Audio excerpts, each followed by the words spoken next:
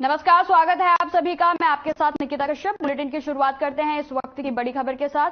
आपको बता दें कि रायपुर में भूमिहीन कृषि मजदूरों को सीएम की सौगात। सीएम बघेल 21 मई को देंगे प्रथम किश्त की राशि। ग्रामीण और नगरीय क्षेत्रों के लाखों किसान होंगे लाभान्वित। आपको बता दें कि 5,63,576 भूमिहीन होंगे लाभान्वित। 112 करोड़ 71,52,000 रुपए का होगा अंतरण। तो इस वक्त की बड़ी खबर हम आपको बता रहे हैं जो कि रायपुर से सामने आ रही है। आपको बता दें कि भूमिहीन कृषि मजदूरों को सीएम की सौगात मिली है। सीएम बघेल 21 मई को देंगे प्रथम धर्म किश्त की राशि। ग्रामीण और नगरीय क्षेत्रों के लाखों किसान होंगे लाभान्वित।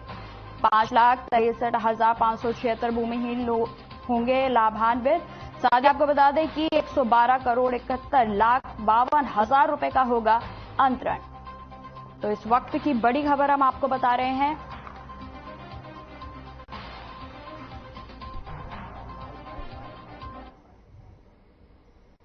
भाजपा नेता प्रतिपक्ष नारायण चंदेल आज वृंदावनगढ़ विधायक डमरूधर पुजारी के बेटे के शादी समारोह में शामिल होने मनगुदा पदर जाते वक्त गरियाबंद के भाजपा कार्यकर्ता से सर्किट हाउस में मुलाकात की गई। आपको बता दें कार्यकर्ताओं ने हार पहनाकर उनका स्वागत किया। वहीं मीडिया से चर्चा करते हुए आगामी कुछ महीनों में होने वाले विधानसभा चुनाव के बारे में कहा कि लगातार भारतीय जनता पार्टी चुनाव की तैयारी में जुटी हुई है। हमारे भारतीय जनता पार्टी के सभी पदाधिकारियों ने विधानसभा साथ प्रवास किया है और साथ ही उन्होंने कहा कि बूथ सशक्तिकरण का अभियान भी चलाया गया है। उसके पहले हमारे कार्य विस्तार योजना चली। भारतीय जनता पार्टी के सभी पदाधिकारी और कार्यकर्ता बूथ तक जा रहे हैं, मतदान केंद्रों तक जा रहे हैं।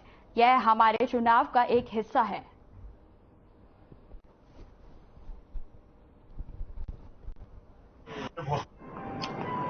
देखिए, आने वाला विधानसभा का चुनाव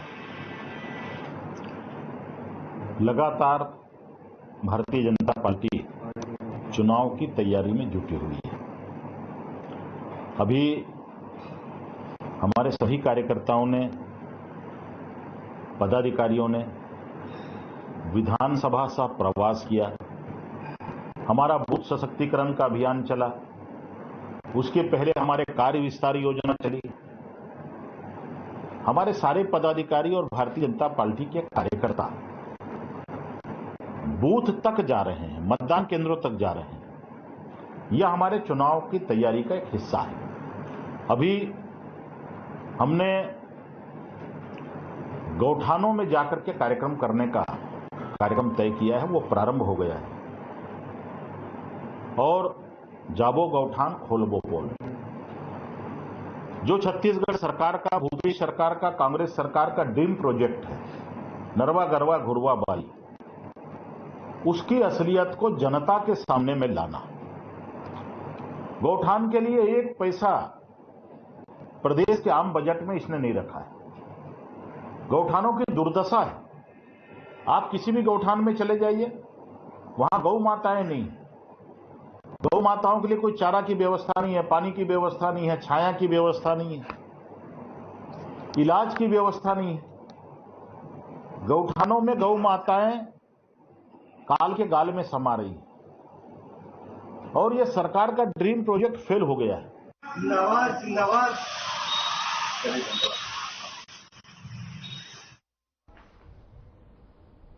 आम आदमी पार्टी ने पूरे राज्य में सीजीपीएससी के मामले को लेकर प्रदेश किया और ज्ञापन दिया।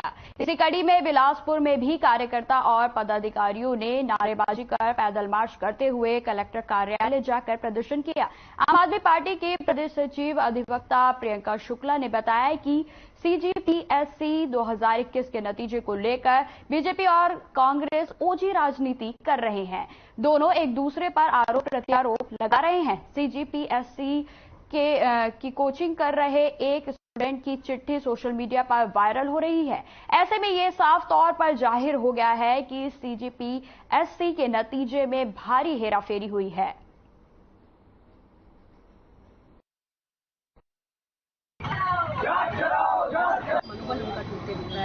21 एक चिट्ठी भी सोशल मीडिया पे लगातार वायरल हो रही है।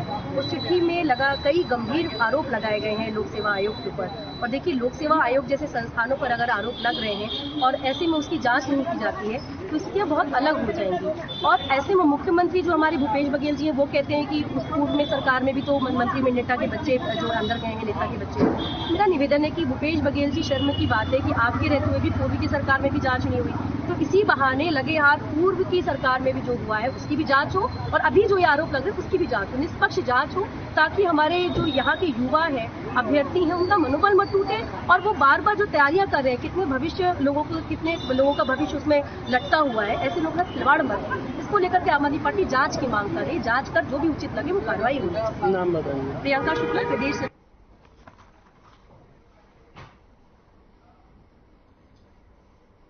बेरोजगारी भत्ते को लेकर गुरुवार को पूर्व मुख्यमंत्री डॉक्टर रमन सिंह ने ट्वीट किया था। उन्होंने उच्च शिक्षित बेरोजगारों के द्वारा बेरोजगारी भत्ते के लिए किए गए आवेदन को लेकर राज्य सरकार पर निशाना साधा। उन्होंने कहा कि पूर्व सीएम डॉक्टर रमन के इसी ट्वीट का जवाब सीएम भूपेश बघेल ने दिया है। आपको बता दें कि उन्होंने लिखा कि रमन सिंह अभी भी हवा में हैं, वे गरीबों का अपमान लगातार कर रहे हैं। इसमें कौन सा भाई, उत्तराखंड में 3 मुख्यमंत्री बदले थे ना। यूपी में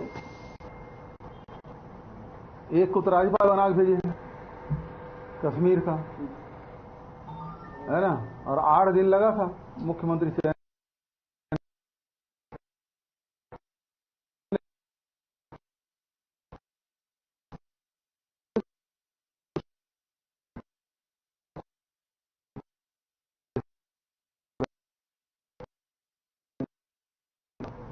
फोन आया था, निमंत्रण कल उपस्थित रहने के लिए अनुरोध किया गया, तो मैं आज ही शाम को चल दूंगा, क्योंकि यहाँ फ्लाइंग टाइम ज़्यादा लगता है। सुबह सुबह जाओ, ट्रैफिक, मतलब उसमें शाम पहुँच जाओ। गुजरात ने अनेक विभूति दी जो राष्ट्रीय और अंतर्राष्ट्रीय स्तर पर प्रसिद्ध हुए।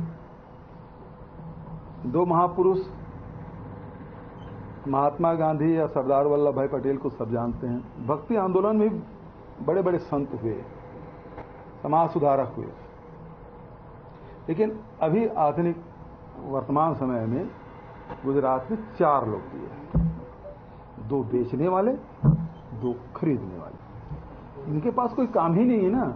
मतलब मैंने तो उस दिन भी मीडिया के सामने बोला कि नेता या पत्रकार या अधिकारी के बच्चे यदि सेलेक्ट होते हैं तो कोई अपराध नहीं है, उसकी योग्यता पे प्रश्न चिन्ह नहीं लगाना चाहिए और सार्वजनिक रूप से उन लोगों को मानसिक प्रताड़ना देने की कोशिश नहीं होनी चाहिए। दूसरी बात यह है, आपके पास कोई तथ्य है तो बताइए ना, हम तो जांच करने के तैयार हैं। आप तथ्य तो दो। इनके पास कोई तथ्य नहीं है। सुबह सो उठ के सोशल मीडिया में लोग सक्रिय रहते हैं, किसी की छवि बिगाड़ने के लिए, किसी को बदनाम करने के लिए, कैसे करना है वो उसी में लगे रहते हैं। 2018 में मेरा फोटो एक छाप दिया, गिलास चाय पी रहा हूँ। भूतपूर्व नेता भूत अचानक जागा और मेरा फोटो डाल दिए।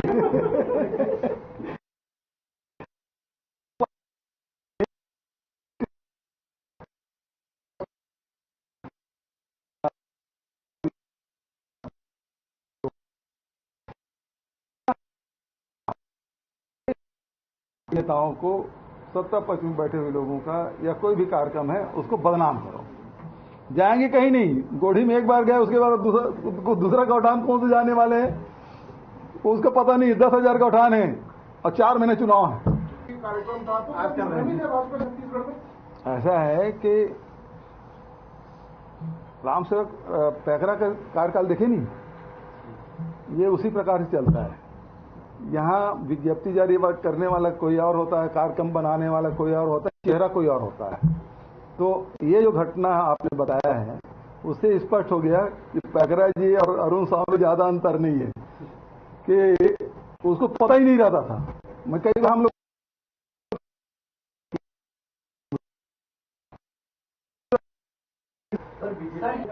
अच्छा, गौठान पूरा हो गया क्या उनका?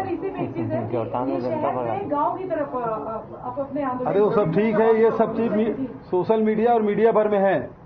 ये लोग गौठान जाने वाले थे, एक आरंग के गोढ़ी गौठान में गए, कब से बोल रहे थे गौठान जाएंगे 8-10 दिन 15 दिन, है ना।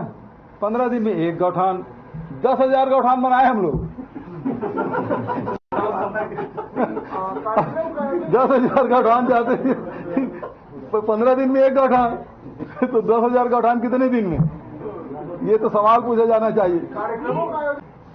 वो करीब 3.5 लाख हो गया है और उसमें 48% महिलाएं हैं और उसमें और उसी रेशियो में जो गरीबी रेखा के नीचे जीवन यापन करने वाले लोग हैं, तो निश्चित रूप से गोबर बेच के आय वृद्धि हुई है।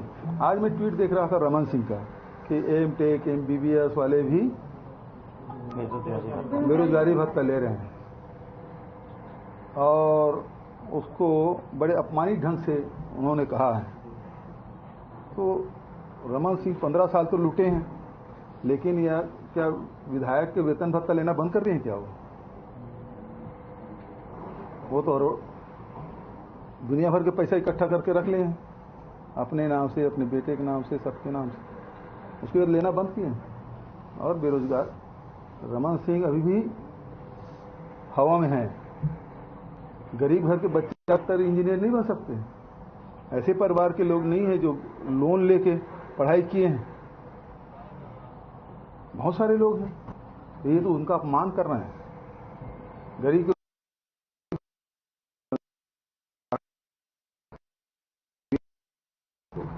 इसी हिसाब से वो ट्वीट कर रहे हैं। सर, रेसलिंग फेडरेशन वाले अभी भी जंतर मंतर में प्रोटेस्ट उन लोग का जारी है सर, और कांग्रेस ने बोला है कि अभी तक पीएम को अब तो बोलना चाहिए, कब तक अपने सांसद को सेव करेंगे? सही बात है, जब पास्को एक्ट लग गया है तो आदमी बाहर कैसे घूम रहा है? तो भारतीय जनता पार्टी के नेताओं के लिए कानून अलग है और देश की जनता के लिए कानून अलग है। अब बेमेतरिया के बिना तो कंप्लीट होगा नहीं, थोड़ा आ जाने दो। पहले जगदलपुर में, बस्तर में भरोसे सम्मेलन हुआ था, उससे पहले सरगांव में हुआ और अब पाटन सांकरा में दुर्ग संभाग का भरोसा सम्मेलन होगा और उसमें जहां राजीव गांधी के शहादत दिवस, उसकी शहादत को भी याद करेंगे, उसके साथ साथ राजीव जी के नाम से जो योजनाएं हम लोगों ने बनाई है, जिसमें राजीव गांधी किसान न्याय योजना की राशि, राजीव गांधी भूमि श्रमिक न्याय योजना की राशि और राजीव युवा क्लब की राशि, गोधन न्याय योजना की राशि, भूमि श्रमिकों और ये राशि सब उस दिन वितरित भी किया जाएगा। और उसके साथ एक और बड़ा लक्ष्य जो हम लोगों का था, महात्मा गांधी हार्टिकल्चर यूनिवर्सिटी, उसका भी शिलान्यास उस दिन किया जाएगा। तो ये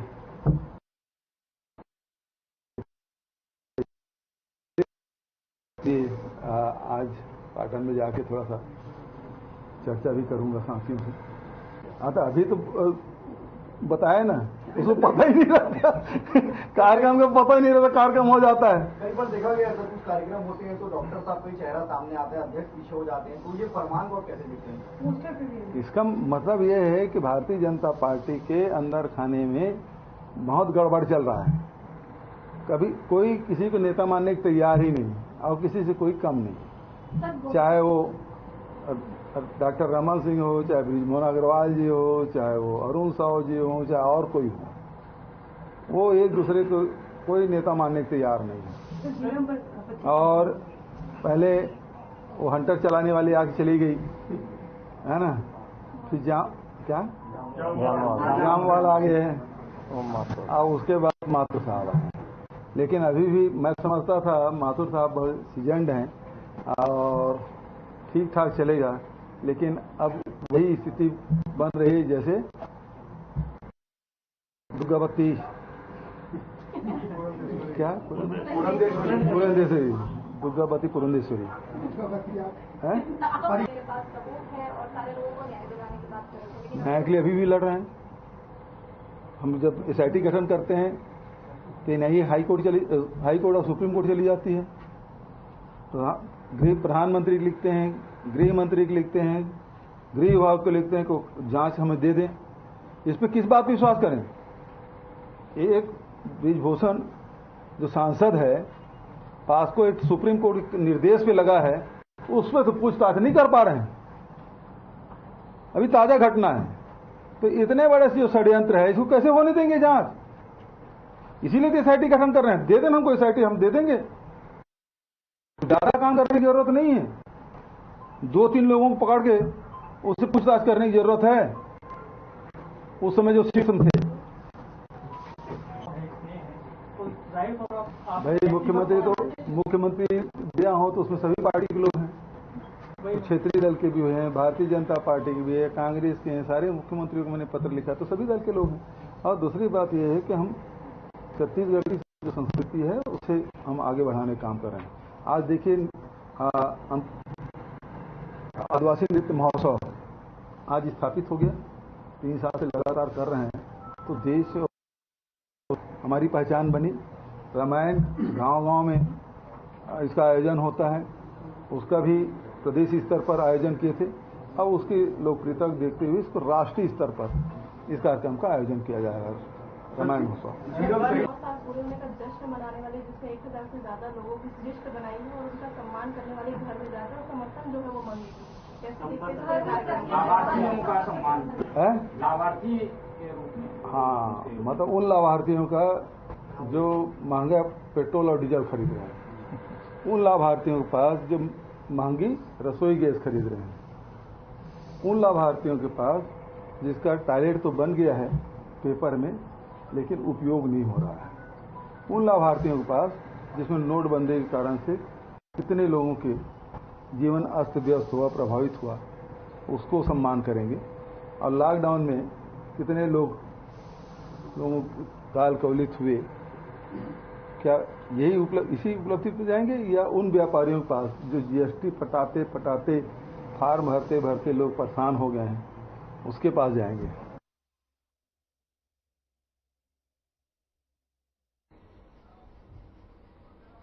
विकासखंड धर्मजयगढ़ के ग्राम हाटी में वृहद समाधान शिविर का आयोजन किया गया। बता दें कि यह आयोजन जिले के दूरस्थ अंचलों के लोगों को विभागीय योजनाओं का लाभ देने के लिए और समस्याओं के निराकरण के लिए कलेक्टर तारण प्रकाश सिन्हा के निर्देशन में किया गया। इस दौरान सभी विभाग के अधिकारी भी मौजूद रहे और विभागीय योजनाओं की जानकारी दी गई। आपको बता दें कि हितग्राहियों को योजनाओं से लाभान्वित करने के लिए कार्रवाई भी की गई है। आपको बता दें कि समाधान शिविर में राजस्व, राशन कार्ड, निराश्रित पेंशन, पंचायतों के विकास कार्य सहित प्रत्येक विभाग से जुड़े आवेदनों का निपटारण किया गया है।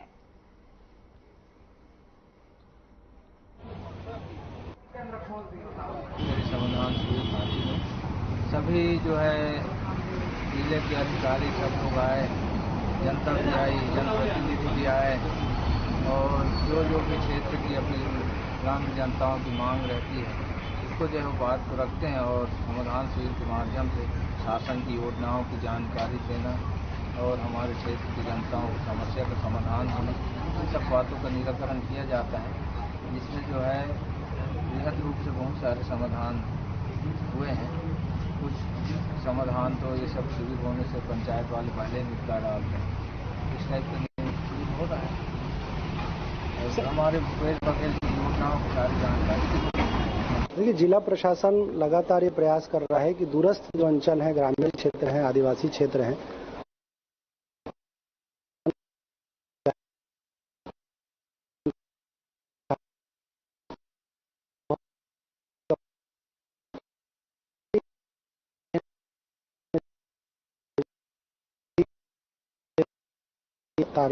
मॉनिटरिंग की थी और समाधान भी किया था। और इसी क्रम में लोगों से मिलने के लिए, लोगों तक जाने के लिए, लोगों तक पहुंचने के लिए आज ये समाधान शिविर आयोजित किया गया था। और इस शिविर का उद्देश्य सिर्फ औपचारिकता करना नहीं था, हमारा मुख्य उद्देश्य है कि सरकार की जो समाज के हर वर्ग के लिए जो योजनाएं चल रही हैं, उन योजनाओं का ग्रामीण क्षेत्रों के अंतिम व्यक्ति तक जो आदमी है उसको लाभ मिले। और यदि इन योजनाओं के क्रियान्वयन में कोई समस्या आ रही है, यदि लाभ नहीं मिल रहा है, तो उसको हम दूर कर सकें। एमसीबी जिले के मनिंद्रगढ़ में आमजनों को हो रही परेशानी को देखते हुए ज्ञापन सौंपा गया है। आपको बता दें कि भारतीय राष्ट्रीय शक्ति चेतना पार्टी ने अपनी 3 सूत्री मांगों को लेकर अनुविभागीय दंडाधिकारी को ज्ञापन सौंपा है, जिसके तहत अतिक्रमण हटाने, पार्किंग व्यवस्था सही करने के लिए ज्ञापन सौंपा गया, जिससे आवागमन करने वाले लोगों को काफी दिक्कतों का सामना करना पड़ता है। साथ ही अगर बात की जाए बाजार हाट की, तो हर जगह व्यापारियों को मुहैया कराई गई है, जिसके विपरीत व्यवस्थित तरीके से मुख्य मार्ग पर ही बाजार लगता है।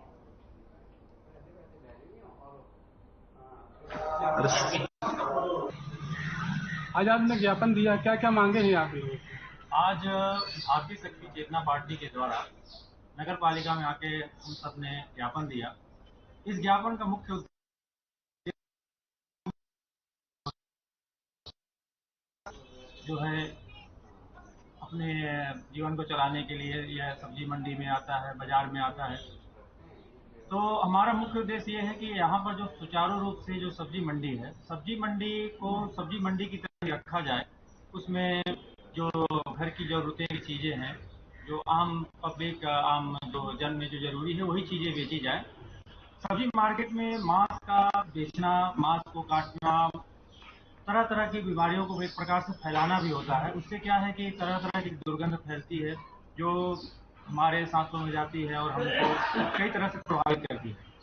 तो हमारा मुख्य उद्देश्य है कि सब्जी मंडी को सब्जी मंडी की तरह ही चलने दिया जाए और सब्जी के अलावा और किसी चीज का वहाँ पर बिक्री न किया जाए। खास करके मांस का जो बिक्री है उसको तत्काल हटाकर और उसे दूसरी जगह शिफ्ट किया जाए। बस हमारा यही उद्देश्य है। भारतीय शक्ति चेतना पार्टी के द्वारा जो ज्ञापन दिया गया है, उसका मूल उद्देश्य है ट्रैफिक व्यवस्था को लेकर।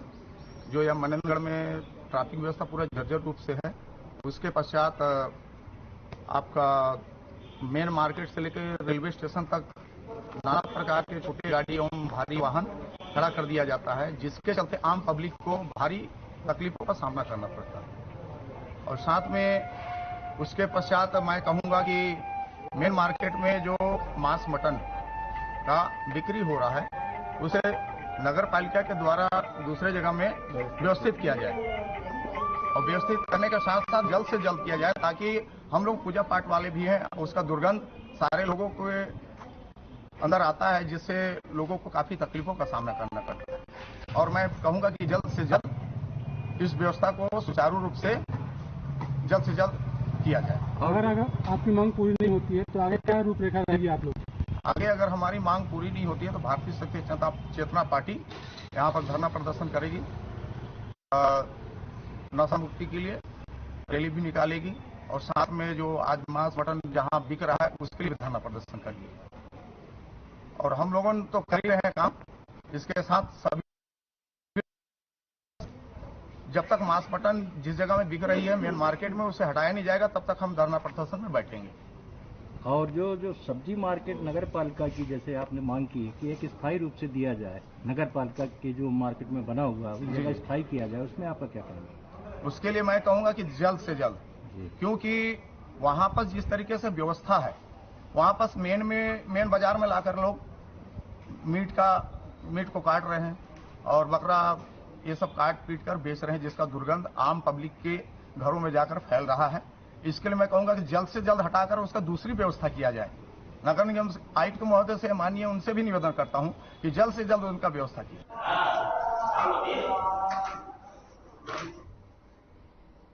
छत्तीसगढ़ कांग्रेस संचार प्रमुख सुशील आनंद शुक्ला ने बीजेपी पर निशाना साधते हुए कहा कि ये दुर्भाग्यपूर्ण है कि बीजेपी अपने राजनीतिक लाभ के लिए इतने निम्न स्तर पर जा सकती है। उन्होंने कहा कि सीएम भूपेश बघेल पहले ही कह चुके हैं कि पीएससी चयन की सूची में कोई भी गड़बड़ी लगती है तो उसका सबूत दीजिए। बता दें कि बीजेपी युवा मोर्चा ने लोक सेवा आयोग के दफ्तर के घेराव का ऐलान किया है, जिस पर सुशील आनंद शुक्ला ने ये बयान दिया है। तो दिखाएं, तब उन्हें पता लगेगा कि राज्य के किसानों का कर्ज मुक्त कांग्रेस की सरकार ने कर दिया है। तब उन्हें पता लगेगा कि देश का किसान आज समर्थन मूल्य के लिए धक्के खा रहा है, लाठियां खा रहा है। छत्तीसगढ़ का किसान समर्थन मूल्य से ज्यादा अपने उपज की कीमत प्राप्त कर रहा है। जब किसानों के बीच में जाएंगे तब उन्हें पता लगेगा कि राजीव गांधी किसान न्याय योजना से छत्तीसगढ़ का किसान कितना खुशहाल है। लेकिन यदि किसानों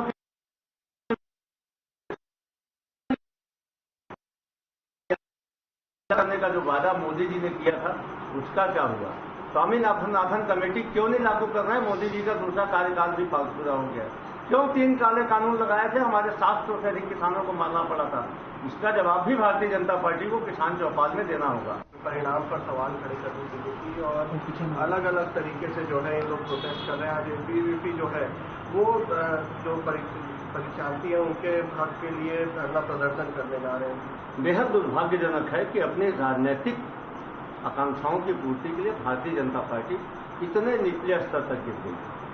मुख्यमंत्री जी ने कहा है कि यदि आपको पीएससी में गड़बड़ी के आपके पास कोई भी प्रमाण है, आप सामने रखिए, जांच की जाएगी, कड़ी कार्रवाई की जाएगी। लेकिन सिर्फ लिस्ट के आधार पे, और इसमें 1-2 राजनेताओं के बच्चे पास हो गए हैं, कुछ अधिकारियों के बच्चे पास हो गए हैं, कुछ व्यापारियों के बच्चे पास हुए हैं, इसलिए पीएससी में गड़बड़ी हुई है। ये तो बेहद ही आपत्तिजनक बयान है। यह राज्य लोक सेवा आयोग की विश्वसनीयता को कटघरे में खड़ा करने वाला बयान है भारतीय जनता पार्टी का।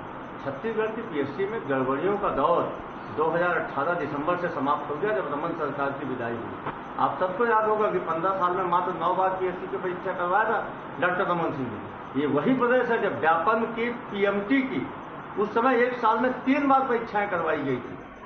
और कौन थी वो दिद्दू जिनके पास में व्यापन की गड़बड़ियों का खजाना जाता था, जिनके इशारे पे पीएमटी की 1 साल में 3 बार परीक्षाएं हुई थी। तत्कालीन व्यापन के नियंत्रक को हटाने की नौबत आ गई थी कांग्रेस के आंदोलन के बाद में, कोर्ट के हस्तक्षेप के बाद में। तो इस प्रकार की बातें, इस प्रकार का निचले स्तर का बयान देखिए, कहीं कहीं राज्य के युवाओं का मनोबल गिराने का काम भारतीय जनता पार्टी कर रही है। लगातार हर जो मोर्चा है उसको जिम्मेदारी सौंपी जा रही है और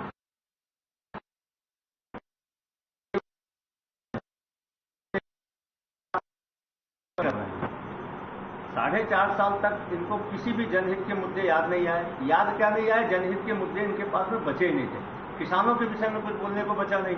तो 4.5 तक किसानों को गोठान के बारे में, गोठान जाते हैं, वहां की जनता इनको भगा देती है।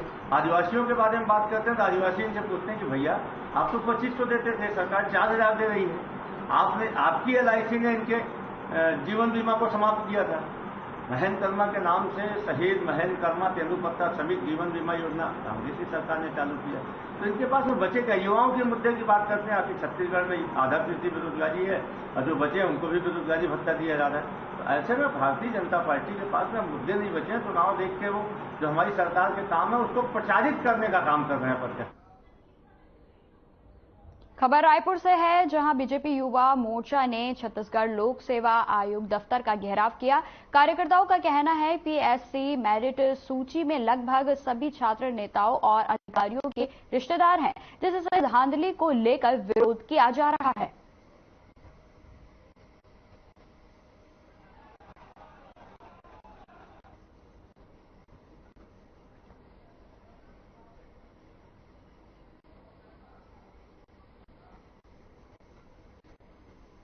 फिलहाल इस बुलेटिन में इतना ही। खबरों की और भी जानकारी के लिए बने रहे हमारे साथ। नमस्कार।